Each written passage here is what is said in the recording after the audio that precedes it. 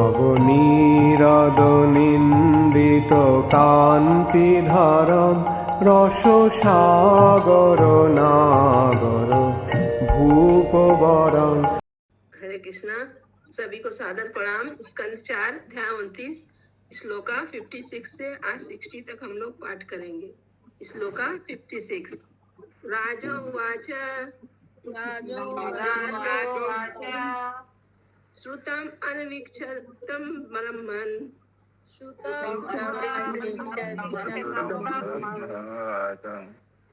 भगवान् यद् भाषत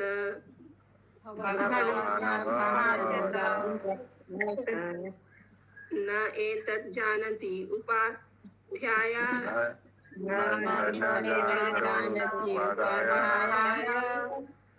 किं न ब्रूयु विदुर यदि।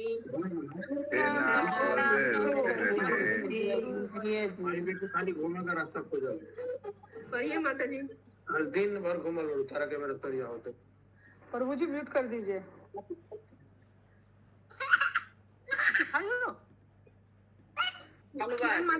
किरण माता जी म्यूट कर लीजिए। पढ़िए माता जी। इंद्रावती माता जी ने कहा, हे ब्राह्मण, आपने जो कुछ कहा उसे मैंने अत्यंत मनोयोग से सुना है और सम्यक विचार के पश्चात मैं इस निष्कर्ष पर पहुंचा हूँ कि जिन आचार्यों शिक्षकों ने मुझे कर्म कांड में प्रवृत्त किया है वे इस गु ज्ञान को नहीं जानते थे, और यदि वे इससे अवगत थे तो फिर उन्होंने मुझे क्यों नहीं बताया। तात्पर्य: वास्तव में भौतिक समाज के तथाकथित शिक्षक या अग्रणी लोग जीवन के वास्तविक उद्देश्य को ठीक से नहीं जानते। ऐसे लोगों को श्रीमद् भगवद गीता के माया अपहरिता ज्ञाना कहा गया है। वे अत्यंत विद्वान प्रतीत होते हैं, किंतु वास्तव में माया के प्रभाव से उनका ज्ञान हर लिया गया होता है। वास्तविक ज्ञान का अर्थ है भगवान श्री कृष्ण की खोज। वेदेश्च सर्वे रहमेव वेद्या। सारा ज्ञान भगवान श्री कृष्ण की खोज करने के निमित्त है, क्योंकि भगवान श्री कृष्ण प्रत्येक वस्तु के मूल है। जन्मा अदस्यता। श्रीमद् भगवद गीता 10.2 में भगवान श्री कृष्ण कहते हैं, अहम आदि देवानाम, मैं समस्त देवों का स्रोत हूँ। इस प्रकार भगवान श्री कृष्ण समस्त देवताओं के मूल आदि स्रोत है, जिनमें ब्रह्मा शिव इत्यादि सम्मिलित है। वैदिक अनुष्ठान का भिन्न भिन्न देवताओं को प्रसन्न करने हेतु है, किंतु जब तक कोई प्रगतिमान विद्वान नहीं होता वह यह नहीं समझ पाता कि भगवान श्री कृष्ण आदि पुरुष है। गोविंदम आदि पुरुषम तम हम भजामी। श्री नारद मुनि के उपदेशों को सुनकर राजा प्रासी बहिष्मान जो चेत हुआ, जीवन का वास्तविक उद्देश्य पूर्ण पुरुषोत्तम भगवान की भक्ति प्राप्त करना है, अतः राजा को तथाकथित पुरोहिती आदेशों को नकार देने का निश्चय किया, क्योंकि उसमें जीवन के उद्देश्य के विषय में कोई शिक्षा ना दी जाकर अनुयायियों को केवल अनुष्ठानों में लगाए रखा जाता है। आज के समय में संसार भर में गिरजाघरों, मंदिरों तथा मस्जिदों के प्रति लोग आकृष्ट नहीं होते, क्योंकि मूर्ख पुरोहित अपने अनुयायियों को ज्ञान के स्तर पर उन्नत नहीं कर पाते। जीवन उद्देश्य से अपरिचित रहने के कारण वे अनुयायी को अंधकार में रखते हैं। फलतः जो सचमुच शिक्षित है वे अनुष्ठानों के प्रति अरुचि रखने लगे हैं, किंतु साथ वे वास्तविक ज्ञान से भी वंचित रहते हैं। अतः समस्त वर्गों के लोगों को जागरूक करने हेतु यह कृष्ण भावना अमृत आंदोलन अत्यंत महत्वपूर्ण है। महाराज बाहिष्मान के पद चिन्हों का अनुसरण करते हुए प्रत्येक व्यक्ति को चाहिए कि इस कृष्ण भावना अमृत आंदोलन का लाभ उठाए और अनेक धर्मों के भेष में चलने वाले रूढ़िगत अनुष्ठानों का परित्याग करे। गोस्वामी लोग प्रारंभ में से ही उन पुरोहितों से भिन्न थे जो केवल अनुष्ठान में लगे रहते थे। वास्तव में श्रीला सनातन गोस्वामी ने ही वैष्णव के मार्गदर्शन के लिए हरि भक्ति विलास का संग्रह किया। वैष्णव लोग पुरोहितों के निर्जीव कार्यों की परवाह न करके पूर्णता कृष्ण भक्ति करते हैं और इसी जीवन में पुण्य बनते हैं, जिसका वर्णन पिछले श्लोक में परमहंस शरणम अर्थात परमहंस की शरण लेने और इस जीवन को सफल बनाने के रूप में हुआ है। हरे कृष्ण। हरे कृष्ण। तो यहाँ पर नारद जी राजा वैश्वान को समझा रहे थे भक्ति का एक और स्टोरी के माध्यम से। क्या स्टोरी था कि लोग संसार में ही मगन रहते हैं। जिस तरह उनका मधुर हिरन लोग मस्त रहते हैं, उनके पीछे शिकारी हैं, बाघ है, फिर भी वो लोग अपने में मस्त रहते हैं। उसी तरह आजकल के पुरुष लोग भी हैं, अपने घर परिवार में मस्त रहते हैं। तो ये कहानी सुना के तब उनको बोले। तो राजा यहाँ पे बोल रहे हैं इसीलिए कि हमको आज तक ये सब कोई बताया ही नहीं है। ब्राह्मण, आपने जो कहा, राजा ने कहा, हे ब्राह्मण, आपने जो कुछ कहा उसे मैंने अत्यंत मनोयोग से सुना है। तो मैं विचार किया हूँ कि जिन आचार्यों ने मुझे कर्मकांड में प्रवृत्त किया वह खुद ये ज्ञान नहीं जानते। पुरोहित लोग आजकल के ज्ञान खुद नहीं जानते, दूसरों को क्या शिक्षा देंगे। इसीलिए हम लोग को परमहंस जो है उसी के शरण में जानना चाहिए और जीवन के सफल बनाने के रूप में वो लोग सफल बनाते हैं। किसी का कोई क्वेश्चन है? श्लोका 57। संशयो अत्र तु मे विप्र संशयो अत्र सच्छिन्न तत्कृतो महान्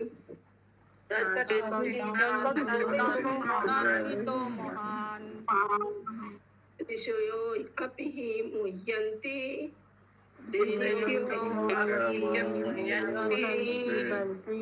यत्र नेन्द्रिय वित्रय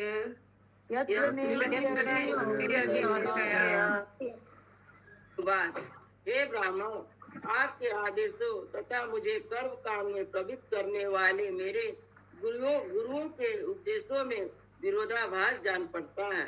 अब मैं भक्ति ज्ञान तथा वैराग्य के अंतर को समझ सकता हूँ।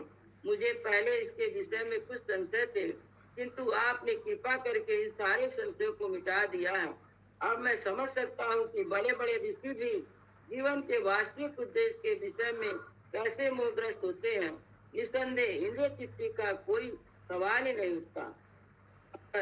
राजा वैश्वान स्वर्ग प्राप्ति के लिए तरह तरह के यज्ञ संपन्न कर रहा था। लोग सामान्यतः ऐसे कृत्यों के प्रति आकृष्ट होते हैं और बिरले ही भक्ति के प्रति कोई आकृष्ट होता है। जैसे कि श्री चैतन्य महाप्रभु ने पुष्टि की है कि यह अत्यंत भाग्यशाली व्यक्ति ही भक्ति में सेवा में लगता है। यहाँ तक कि तथाकथित वेद विद्वान भी भक्ति के विषय में मोहग्रस्त होते हैं। वे इंद्रिय तृप्ति के लिए समान रूप से अनुष्ठानों के प्रति आकृष्ट होते हैं। भक्ति में इंद्रिय तृप्ति कहाँ, वहाँ तो केवल श्री भगवान की दिव्य प्रेमा भक्ति होती है। तथा इंद्रिय तृप्ति में संलग्न तथा कथित पुरोहित भक्ति को पसंद नहीं करते। जब से भगवान श्री चैतन्य महाप्रभु ने इस कृष्ण भावना अमृत आंदोलन को प्रारंभ किया, तभी से ब्राह्मण अथवा पुरोहित इसके विरुद्ध रहे हैं। जब श्री चैतन्य महाप्रभु ने इस आंदोलन को प्रारंभ किया तो पुरोहितों ने इस्लामी सरकार के न्यायाधीश काजी से शिकायत की। फलतः श्री चैतन्य महाप्रभु को तथाकथित वेदवादियों के इस प्रचार के विरुद्ध अवज्ञा आंदोलन चलाना पड़ा। ये लोग कर्म जड़ स्मार्ट कहे गए हैं, जिसका अर्थ है अनुष्ठानों में संलग्न पुरोहित गण। यहाँ कहा गया है कि ऐसे लोग मोहग्रस्त हो जाते हैं। ऐसे कर्म जड़ समार्थों से बचने हेतु मनुष्य को भगवान आदेशों का कड़ाई से पालन करना चाहिए। सर्वधर्म परित्यज्य मामेकं शरणं व्रज अहम त्वां सर्वपापेभ्यो मोचिष्यामि मा शुचा। समस्त प्रकार के धर्म का परित्याग करो और मेरी शरण में आओ, मैं तुम्हें समस्त पापों से उबार लूंगा, डरो मत। श्रीमद् भगवत गीता 18.66। हरे कृष्ण। हरे कृष्णा। तो यहाँ पे भी चैतन्य महाप्रभु ने आंदोलन किए थे, सब काजी से जाकर शिकायत किया था, तो काजी का उद्धार किए भगवान चैतन्य महाप्रभु। ये स्टोरी आप लोग को पता ही होगा। माता जी चांद का जी जो हम लोग चांद पढ़े का थे। जी, हाँ हाँ, वही चांद का जी का उद्धार हम लोग ड्रामा भी किए थे, तो वही उद्धार किए थे। तो इसीलिए ये जो लोग होते हैं ब्राह्मण आजकल के कर्मकांड वाले, उनको कुछ भी पता नहीं रहता है। तो नारद भगवान के उपदेश से भक्ति ज्ञान वैराग के अंतर को राजा समझ गया। भगवान का आदेश ही है सर्वधर्मान परित्यज्य मामेकम शरणम व्रज। क्वेश्चन है किसी का? श्लोका 58। कर्माणि आरभते येन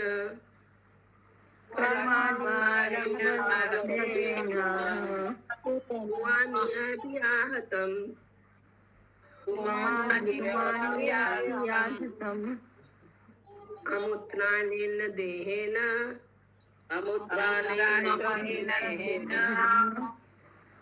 जुष्टानि स यदश्नुते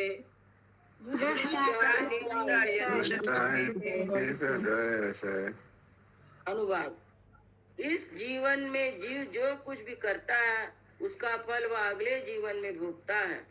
तात्पर्य, मनुष्य प्रायः यह नहीं जानता कि एक शरीर से दूसरे से किस प्रकार संबंधित रहता है। यह कैसे संभव है कि जीवन में किए गए कर्मों का फल वह अगले जीवन में प्राप्त होने वाले शरीर में भोगे। राजा श्री नारद मुनि से इस प्रश्न का उत्तर चाह रहा है।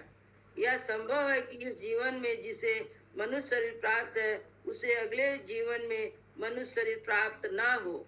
यहाँ तक कि बड़े बड़े वैज्ञानिक तथा दार्शनिक भी एक शरीर से दूसरे शरीर में कर्मों के अंतरण को नहीं समझ पाते। जैसा हम अनुभव करते हैं, प्रत्येक व्यक्तिगत आत्मा को एक अलग शरीर होता है और प्रत्येक व्यक्ति के कर्म या प्रत्येक शरीर के कर्म को दूसरे शरीर या व्यक्ति द्वारा नहीं भोगना होता। प्रश्न यह है कि एक शरीर के कर्म अगले जन्म में किस प्रकार भोगे जाते हैं। हरे कृष्णा। तो राजा यहाँ प्रश्न पूछ रहे हैं नारद मुनि से, एक शरीर में तो आदमी पाप पुण्य करता है, जो भी उसका दूसरे शरीर में कैसे हम उसका फल मिलता है। ये क्वेश्चन तो अच्छा क्वेश्चन है। देखिए आगे हम लोग क्या इसका उत्तर देते हैं। श्लोका 59। इति वेद विदाम वाद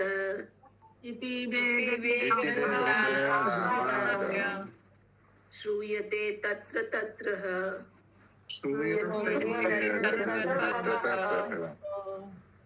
कर्म यत् क्रियते प्रोक्तम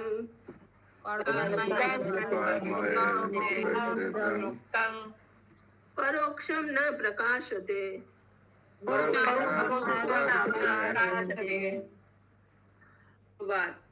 वेदवादियों का कथन है कि मनुष्य अपने पूर्व कर्मों के फल का भोग करता है, किंतु व्यवहारिक रूप में यह देखा जाता है कि पिछले जन्म में जिस शरीर ने कर्म किया था वह तो नष्ट हो चुका होता है।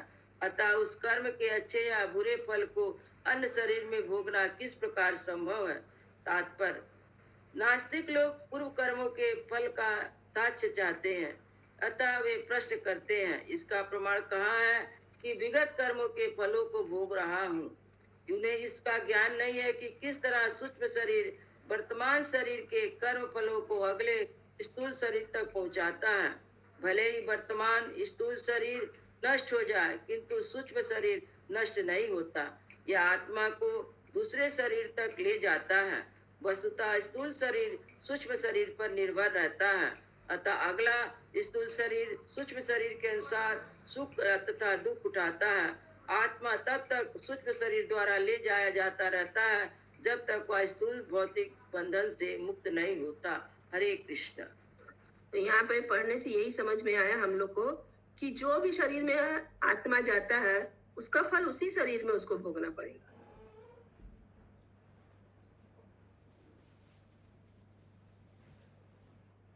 किसी का कोई क्वेश्चन है? हरे कृष्णा। बोलिए। मतलब आत्मा जो है और जो सूक्ष्म शरीर है ना, वही कैरी करता है दूसरे शरीर के लिए।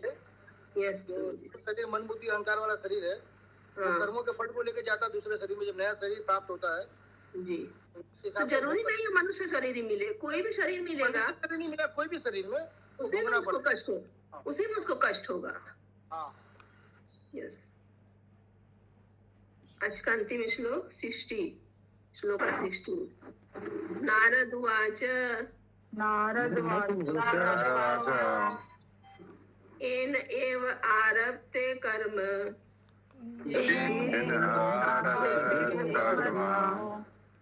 तेनैवामुत्र तत्पुनान् पुमान्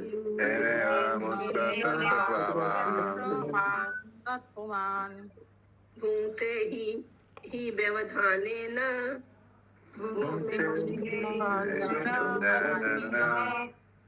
लिङ्गेन मनसा स्वयं।